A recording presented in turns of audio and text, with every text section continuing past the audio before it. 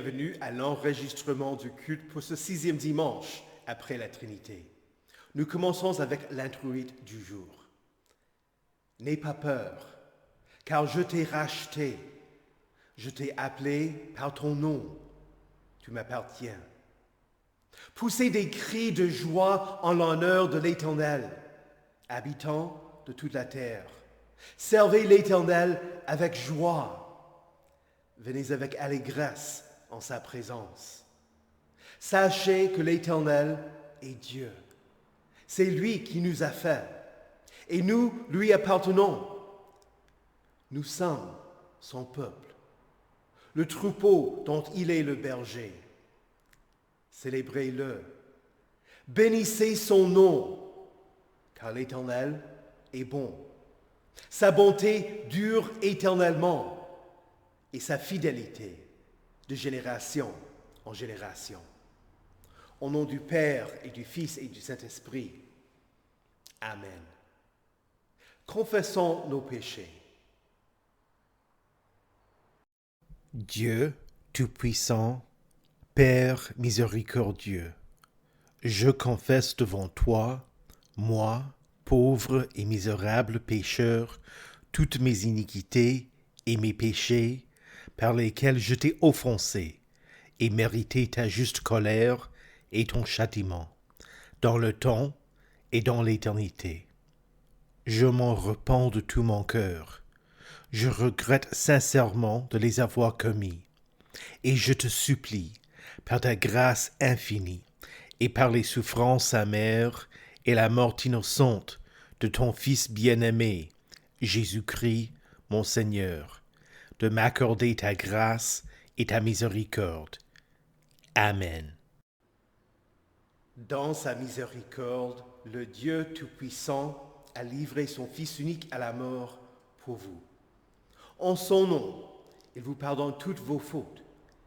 À ceux qui croient en Jésus-Christ, il donne le droit de devenir enfants de Dieu et leur donne son Saint-Esprit. Que Dieu, qui a commencé cette bonne œuvre en nous, la poursuivre jusqu'à son terme, jusqu'au jour de notre Seigneur Jésus-Christ. Allez en paix. Amen. Prions. Accorde-nous, Seigneur, nous t'en supplions, l'esprit qu'il faut pour concevoir et faire toujours ce qui est juste, afin que nous, qui ne pouvons rien faire de bien sans toi, nous soyons par toi rendus capables de vivre selon ta volonté. Par Jésus-Christ, ton Fils, notre Seigneur, qui vit et règne avec toi et le Saint-Esprit, un seul Dieu, maintenant et pour les siècles des siècles. Amen. Écoutez avec respect et recueillement les lectures pour ce 6e dimanche après la Trinité. Tout d'abord l'Ancien Testament dans le livre du prophète Ésaïe au chapitre 66, les versets 10 à 14. Réjouissez-vous avec Jérusalem, faites d'elle le sujet de votre allégresse, vous tous qui l'aimez. Exprimez votre joie avec elle, vous tous qui meniez deuil sur elle.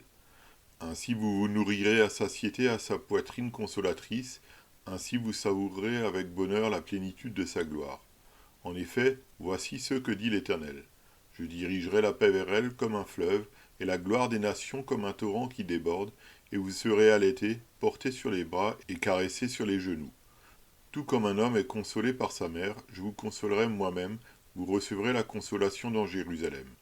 Lorsque vous verrez cela, votre cœur sera dans la joie, et vos os retrouveront de la vigueur comme le fait l'herbe. L'Éternel manifestera sa puissance à ses serviteurs, et il fera sentir sa colère à ses ennemis. Ici prend fin la lecture de l'Ancien Testament. Écoutez également l'Épître dans Galates au chapitre 6, les versets 1 à 10 et 14 à 16. Frères et sœurs, si un homme vient à être surpris en faute, vous qui êtes spirituels, redressez-le dans un esprit de douceur. Veille sur toi-même, de peur que toi aussi tu ne sois tenté. Portez les fardeaux les uns des autres et accomplissez ainsi la loi de Christ. Si quelqu'un pense être quelque chose alors qu'il n'est rien, il se trompe lui-même. Que chacun examine ses propres œuvres, et alors il aura de quoi être fier par rapport à lui seul, et non par comparaison avec un autre, car chacun portera sa propre responsabilité. Que celui à qui l'on enseigne la parole donne une part de tous ses biens à celui qui l'enseigne. Ne vous y trompez pas, on ne se moque pas de Dieu. Ce qu'un homme aura semé, il le récoltera aussi. Celui qui sème pour satisfaire sa nature propre récoltera d'elle la ruine, mais celui qui sème pour l'esprit récoltera de l'esprit la vie éternelle. Ne négligeons pas de faire le bien, car nous moissonnerons au moment convenable si nous ne nous relâchons pas. Ainsi donc, pendant que nous en avons l'occasion, pratiquons le bien envers tous et en particulier envers nos proches dans la foi. En ce qui me concerne, jamais je ne tirerai fierté d'autre chose que de la croix de notre Seigneur Jésus-Christ. Par elle, le monde est crucifié pour moi, comme je le suis pour le monde. En effet, en Jésus-Christ, ce qui a de l'importance, ce n'est ni la circoncision ni l'incirconcision, mais c'est le fait d'être une nouvelle créature. Paix et grâce sur tous ceux qui suivront cette règle et sur l'Israël de Dieu. Ici prend fin la lecture de l'Épître. Écoutez enfin l'Évangile dans Luc au chapitre 10, les versets 1 à 12 et 17 à 20. Après cela, le Seigneur désigna encore 70 autres disciples et les envoya devant lui 2 par 2 dans toutes les villes et dans tous les endroits où lui-même devait aller.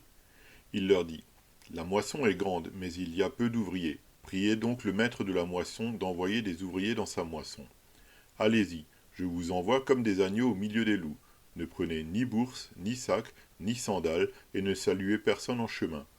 Dans toute maison où vous entrerez, dites d'abord que la paix soit sur cette maison. Et s'il se trouve là un homme de paix, votre paix reposera sur lui. Sinon, elle reviendra sur vous. Restez dans cette maison, mangez et buvez ce qu'on vous donnera, car l'ouvrier mérite son salaire. N'allez pas de maison en maison. Dans toute ville où vous entrerez et où l'on vous accueillera, mangez ce que l'on vous offrira, guérissez les malades qui s'y trouveront et dites-leur, le royaume de Dieu s'est approché de vous. Mais dans toute ville où vous entrerez et où l'on ne vous accueillera pas, allez dans les rues et dites, nous secouons contre vous-même la poussière de votre ville qui s'est attachée à nos pieds. Sachez cependant que le royaume de Dieu s'est approché de vous. Je vous dis que ce jour-là, Sodome sera traité moins sévèrement que cette ville-là. Les 70 revinrent tout joyeux et dirent, Seigneur, même les démons nous sont soumis en ton nom. Jésus leur dit, je regardais Satan tomber du ciel comme un éclair. Voici, je vous ai donné le pouvoir de marcher sur les serpents et les scorpions et sur toute la puissance de l'ennemi, et rien ne pourra vous nuire. Cependant, ne vous réjouissez pas de ceux que les esprits vous sont soumis, mais réjouissez-vous de ceux que vos noms sont inscrits dans le ciel. Ici prend fin la lecture de l'Évangile. Heureux ceux qui écoutent la parole de Dieu et qui la gardent.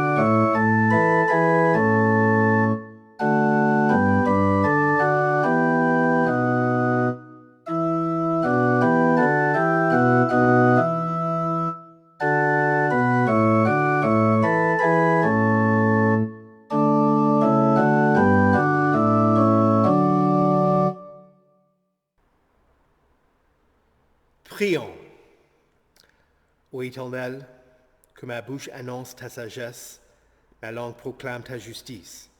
Ta loi soit dans mon cœur, et mes pas ne faiblissent pas. Amen. Que la grâce du Seigneur Jésus-Christ, l'amour de Dieu et la communion du Saint-Esprit soient avec vous tous. Amen. Le texte pour ce sermon sera l'explication du premier article du Credo et la lecture de l'Ancien Testament qui vient du dernier chapitre de la prophétie d'Ésaïe. Dans ce livre, le peuple entend que Dieu allait permettre sa destruction, qu'il allait le rétablir et qu'il allait envoyer son Messie, le serviteur fidèle. Au dernier chapitre, Dieu fait le résumé de ces thèmes et conclut en rassurant le peuple qu'il était leur Père et que, en dépit des difficultés qu'il allait affronter, le peuple allait retourner à Jérusalem. Pour mieux comprendre la lecture de l'Ancien Testament, je commence au verset 7, où Dieu propose cette énigme. Avant de se tordre de douleur, elle a accouché. Avant de connaître la souffrance, elle a donné naissance à un fils. Dieu décrit une femme qui ignore qu'elle est enceinte, qui accouche d'un enfant sans rien sentir. Bref, voilà un bébé qui semble apparaître de nulle part. Est-ce normal qu'une mère mette au monde un enfant de cette manière? Non, pas du tout. Mais Dieu ne parle pas d'une vraie femme. Il parle de Jérusalem. Ce n'est pas à travers un grand effort de Jérusalem que le peuple allait être restauré. La ville de Jérusalem semblait être morte, anéantie. Mais Dieu allait la restaurer, ainsi que le peuple d'Israël. Dieu allait accomplir leur salut à travers la ville sainte. Mais elle n'allait rien faire. Le tout allait être l'œuvre de Dieu. Ainsi, Dieu pose une série de questions dans les versets 8 et 9. Qui a déjà entendu pareille nouvelle? Qui a déjà vu quelque chose de semblable? La réponse? Personne. Un pays peut-il naître en un seul jour? Une nation peut-elle naître d'un seul coup? Là encore, la réponse est non, pas du tout. Mais Dieu peut le faire. Alors il dit au peuple, pourtant, à peine en train d'accoucher, Sion a mis ses fils au monde. Est-ce moi qui ouvrirai le ventre maternel pour ne pas laisser un enfant naître? Dit l'Éternel. Moi qui fais naître, empêcherai-je d'accoucher? Dit ton Dieu. Dieu préparait son peuple. Il lui donnait l'espoir qu'après son temps d'exil, la nation allait renaître. Il faut aussi dire qu'au verset 7, Dieu dit, elle a donné naissance à un fils. Et qu'ensuite, au verset 9, il parle de plusieurs fils. Certains théologiens, et je pense qu'ils ont raison, interprètent cela comme étant une prophétie concernant Jésus, qui, venant de son peuple, sortirait. Par la suite, à travers Jésus, le peuple de Dieu allait apparaître. Ce n'est pas seulement une prophétie pour le peuple de l'Ancien Testament, mais pour tout le peuple de Dieu, vous et moi inclus. Tous ceux qui mettent leur confiance en Dieu, vous êtes membres de la nouvelle nation que Dieu a créée. Pierre écrit dans sa première épître, « Vous êtes un peuple choisi, des prêtres royaux, une nation sainte, un peuple racheté, afin de proclamer les louanges de celui qui vous a appelés des ténèbres à sa merveilleuse lumière. » Par la foi en Jésus, ressuscité, le premier à être revenu à la vie, Dieu vous pardonne et il vous ressuscitera.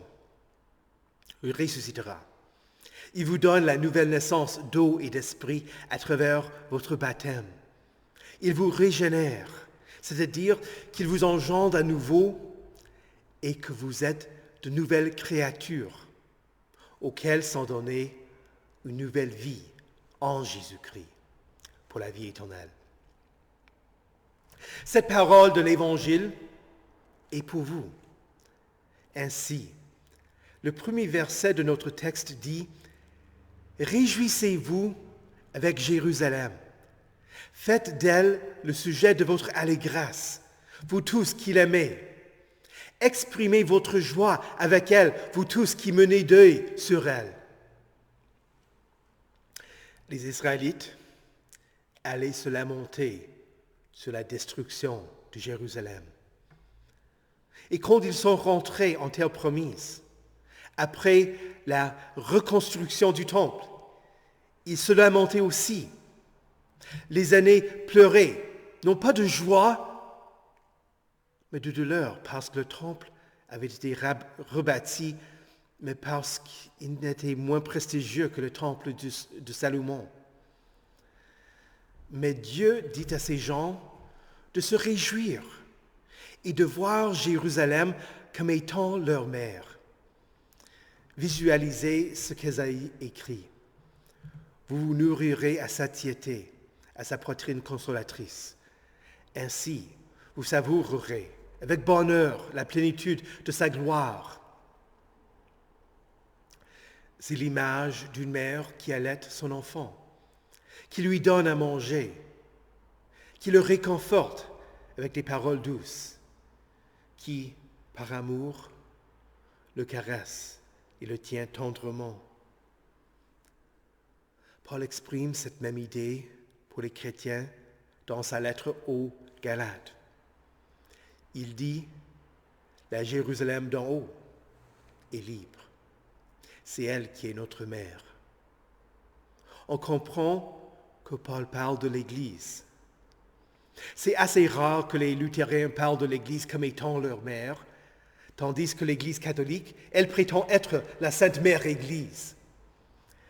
Saint Cyprien de Carthage écrit en l'an 2051, « Celui qui n'a pas l'Église comme mère ne peut pas avoir Dieu comme Père. » Pourtant, la citation ne parle pas de l'institution visible et hiérarchique de l'Église catholique. Il parle de l'Église universelle.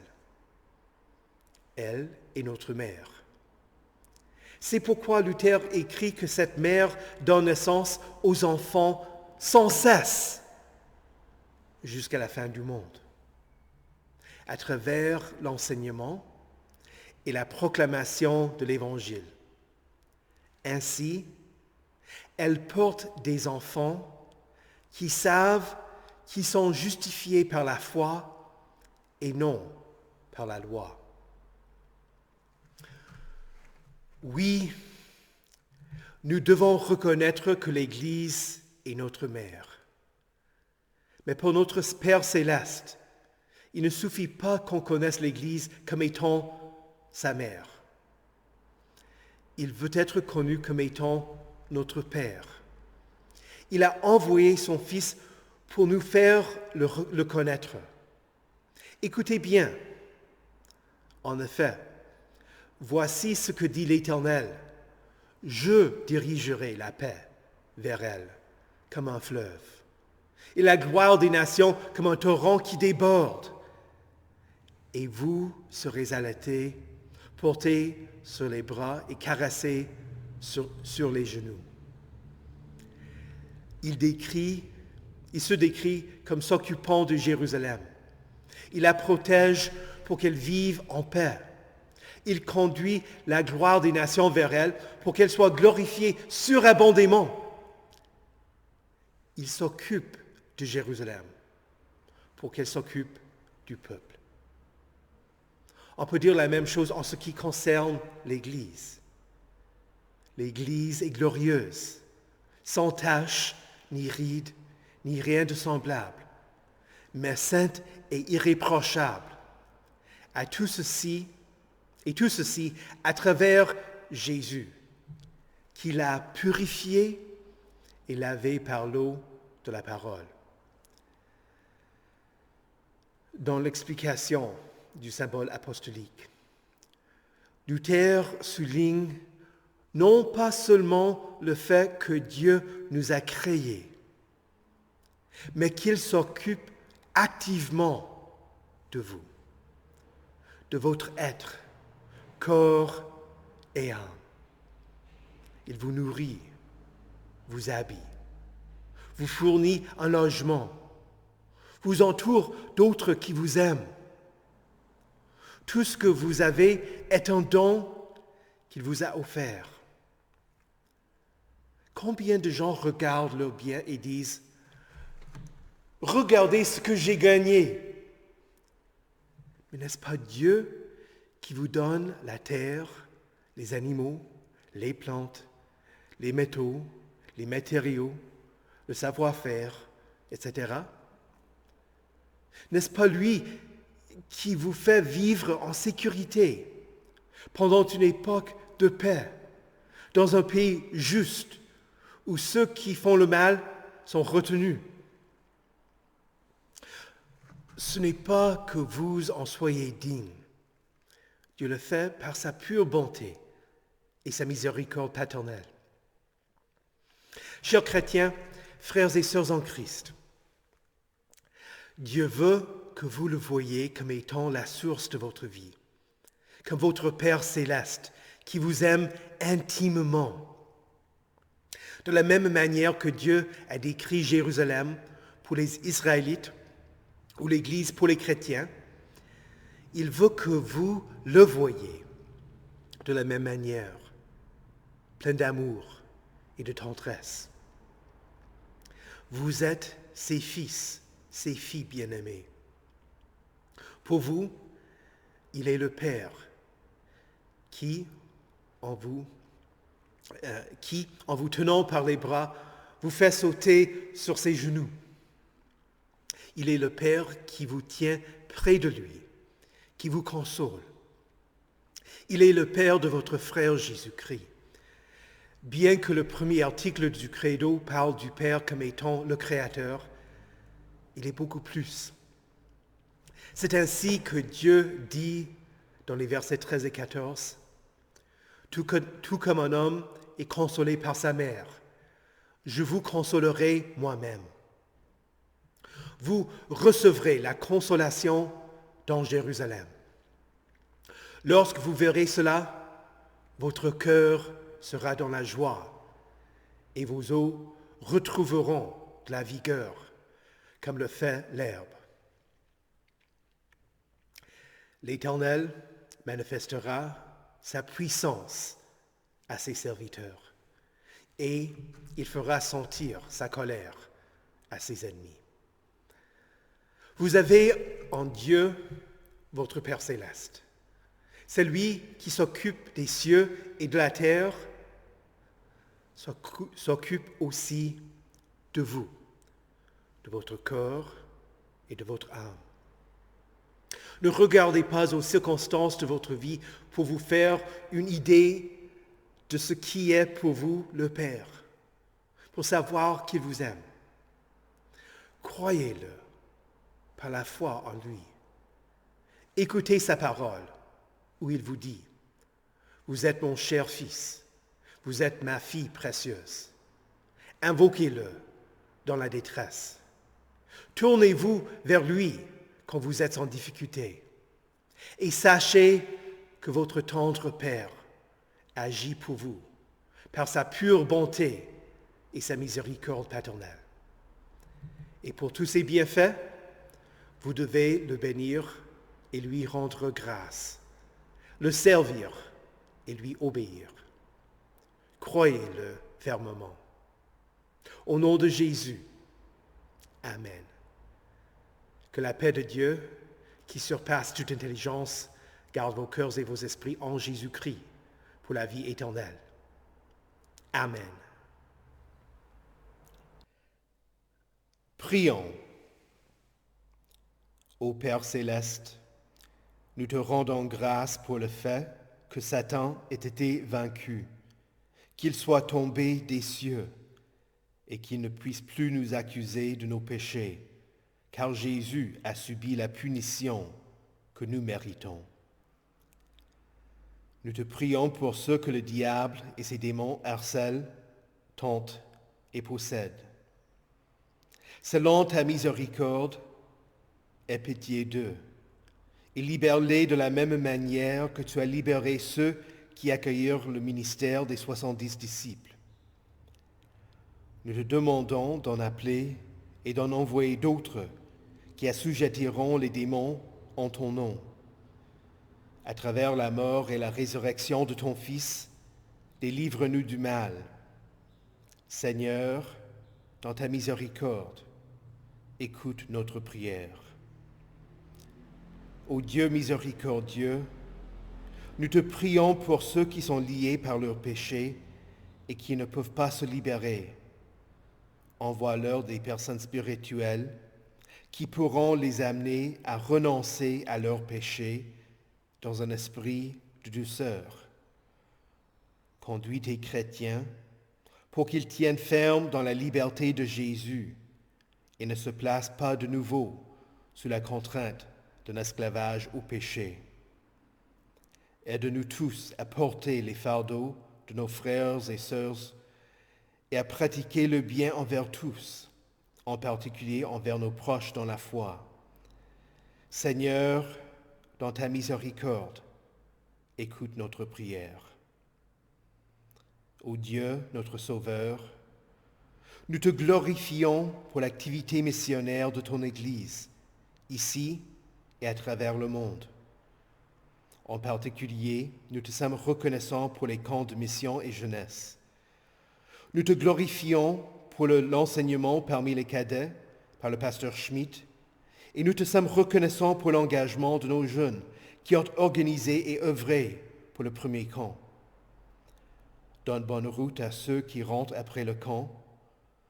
Nous te prions aussi pour le camp des adolescents.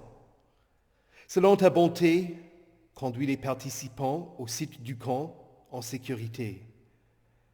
Que l'intervention du pasteur Jotzi, en tant qu'aumônier, introduise ceux qui ne te connaissent pas au salut en Jésus-Christ et fortifie la foi des autres jeunes et garde-les en sécurité.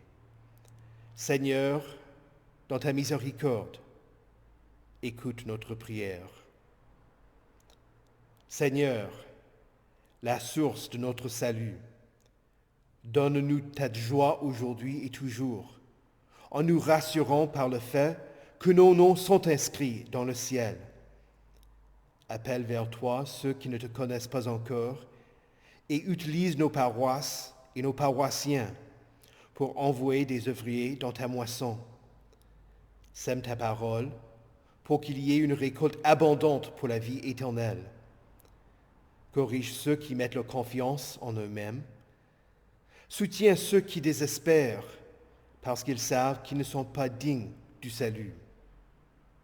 Réconforte ceux qui n'ont pas la certitude que Jésus ait tout fait pour les sauver. Seigneur, dans ta miséricorde, écoute notre prière. Ô Dieu de vie, nous te prions pour ceux qui sont malades, pour ceux que tu es en train de guérir et pour ceux qui souffrent à cause d'une maladie pour laquelle il n'y a pas de guérison dans cette vie. Selon ta bonté, soutiens-les, aide-les à supporter leurs épreuves et rassure-les que les souffrances du moment présent ne sont pas dignes d'être comparées à la gloire qui va être révélée pour nous. Utilise tes chrétiens pour les soulager et pour démontrer ton amour pour eux. Seigneur, dans ta miséricorde, écoute notre prière. Nous nous remettons nous-mêmes entre tes mains, ainsi que tous ceux pour qui nous te prions, en mettant notre confiance en ta miséricorde, qui vient à nous à travers Jésus-Christ, ton Fils, notre Seigneur, qui vit et règne éternellement avec toi et le Saint-Esprit, un seul Dieu, pour les siècles des siècles. Amen. Notre Père, qui es aux cieux, que ton nom soit sanctifié, que ton règne vienne, que ta volonté soit faite sur la terre comme au ciel. Donne-nous aujourd'hui notre pain de ce jour. Pardonne-nous nos offenses, comme nous pardonnons aussi à ceux qui nous ont offensés. Et ne nous laisse pas entrer en tentation, mais délivre-nous du mal. Car c'est à toi qu'appartiennent le règne, la puissance et la gloire, au siècle des siècles. Amen. Recevez la bénédiction de l'Éternel. Que le Seigneur vous bénisse et vous garde. Que le Seigneur fasse luire sa face sur vous et qu'il vous accorde sa grâce. Que le Seigneur tourne son visage vers vous et qu'il vous donne sa paix. Amen.